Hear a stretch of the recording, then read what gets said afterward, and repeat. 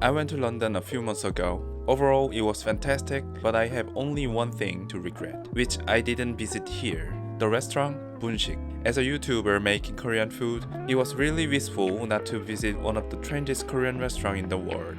So today, I'm going to try recreating their famous menu, Yububap, Tteokbokki, and corn dog all from scratch. Let's find out why these dishes make people line up constantly at the restaurant. Before we start, please leave a like and subscribe.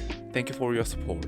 Let's go to work. Beginning with the Yububap. Yubu means fried tofu and bap means rice. Yubu itself is not an authentic Korean ingredient. It is called inari in Japanese. We have to season both the yubu and rice. It's basically a kind of sushi. Yububap is a very common lunchbox menu, so I could get the meal kit very easily in Korea. If you can't get the pre-seasoned yubu, then soak the yubu in the marinade consists of 4-part dashi, 2-part sugar, 1-part soy sauce, 1-part vinegar, and a touch of salt. And marinate for the rice into a glass bottle, 100 milliliters of good quality white vinegar, 75 grams of sugar, and 25 grams of salt. Never boil the marinade, you will lose much of the acidity. Just let it dissolve in the bottle. I'm both using marinade packet in the meal kit and my own one. To about 400 grams of cooked rice, about 3 to 4 tablespoons of marinade in total. It is hard to say how much marinade to put in is the correct answer. It is up to your taste. Just make sure the rice is steamy hot when you add the marinade.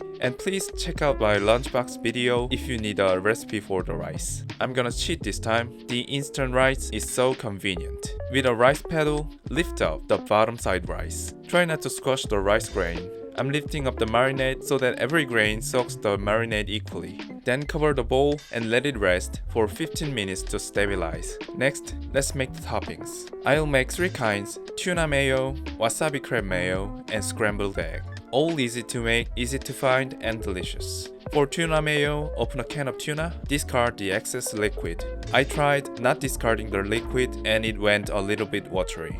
For 200 grams of tuna, 40 grams of mayo, 10 grams of sugar, and salt to taste. Sugar is important. It covers the bitterness of tuna. That easy. Move on to crab. I'm using fake crab meat. It's kind of a fish cake, but it's a masterpiece of food technology. Surprisingly good for its price. I'm rinsing the crab meat with hot water briefly. To a bowl, combine 80 grams of crab, 20 grams of mayo, 10 grams of sugar, 4 grams of wasabi paste, and salt to taste. Easy peasy. All you need is a kitchen scale. Last topping, the scrambled egg. It needs a little bit of technique. To a non-stick pan, maintain the low heat, oil in, crack the egg, and stir constantly. You have to take it out before you think it's done. The carryover heat will cook the egg after the heat is off. Salt and pepper to taste. So we are ready to assemble. Take out the yubu, squeeze gently to discard excess marinade, open it up, fill the rice up to about 80%, and then toppings on top. It's done, it's easy, it's pretty, and it's absolutely delicious. If you have a picnic or a short trip or something, this Yububap will be your best lunchbox menu ever. Let's move on to the famous Tteokbokki. It's one of the soul foods of Korea, and it is not only a dish, but a genre. There are so many recipes and types, but the one I'm making today is the most classic, typical version. Let's get down to it. It is amazingly easy, only if you can get the ingredients. To a pan or pot, pour 300 ml of dashi. Dashi is a Japanese-ish seafood broth, which is made of water, kombu, dried anchovies, soy sauce, salt, and bonito flakes. You can make your own dashi, but this time I'm using a fish cake stew product which contains decent dashi in it. I recommend you to get a decent dashi powder. To that, add 1 tablespoon of fine gochugaru, 2 tablespoons of sugar, half tablespoon of gochujang, and half tablespoon of soy sauce if your dashi doesn't contain it. That's it for the broth. Now boil it, add the rice cake, and let it simmer for 7 minutes. I put in 330 grams of tteok, but if you want your sauce to be thin, then about 250 grams of tteok will be enough. It looks really watery, but you will see how much water is reduced by the rice cake. It is either absorbed to it or thickened by the starch. Add 90 grams of fish cake halfway and stir constantly so that it doesn't stick to the bottom. Off the heat and add half stick of spring onions, salt and pepper to taste. Tteokbokki is done. Told you it is easy AF.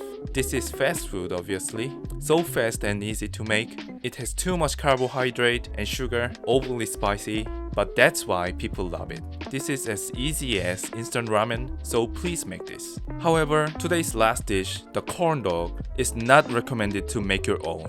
To be honest, I was so embarrassed while making it. It was way harder to make than it looks. You can learn from my mistakes if you are willing to try. Let's start with the batter. It's like some kind of sloppy bread dough. This batch is for 5 dogs. In a bowl, combine 200 grams of bread flour, 30 grams of sugar, 4 grams of salt, 4 grams of dry yeast, 1 whole egg, and 100 ml of water.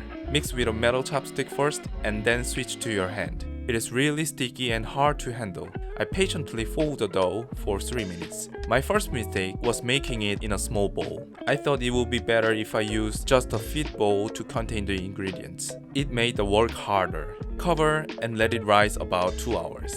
Now let's prepare the dog. We need some decent sausages and mozzarella sticks. I'm going to make a half and half version, so cut the sausage half and cut the end of it into quarters for the signature octopus shape. Or cut the 4 legs one more time to make a real octopus which has 8 legs. Then cut the cheese into the same size as the sausage. And my second mistake was the size of the cheese.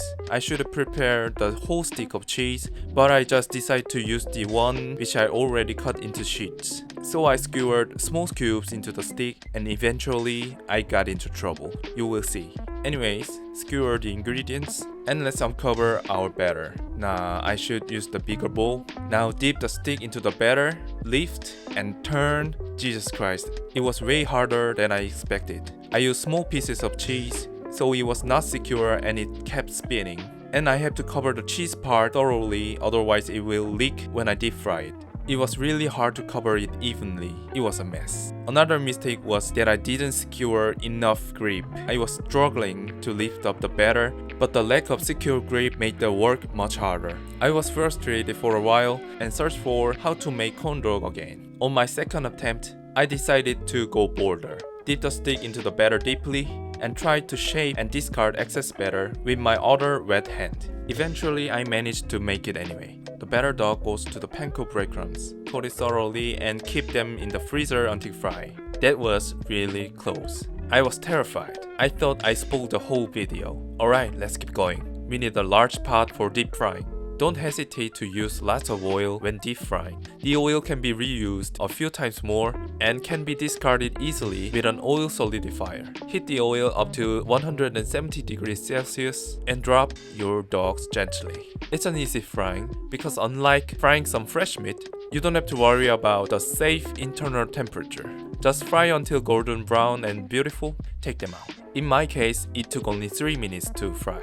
Sprinkle some sugar right after being pulled out from the oil. And finally, you should not skip the ketchup. I love sauce packets from the fast food chain. You don't need to buy a squeeze bottle for just a few corn dogs. Just cut the packet with a tiny hole and take time to draw the even pattern. There you have it, the famous re-exported corn dog. Where's the octopus, by the way?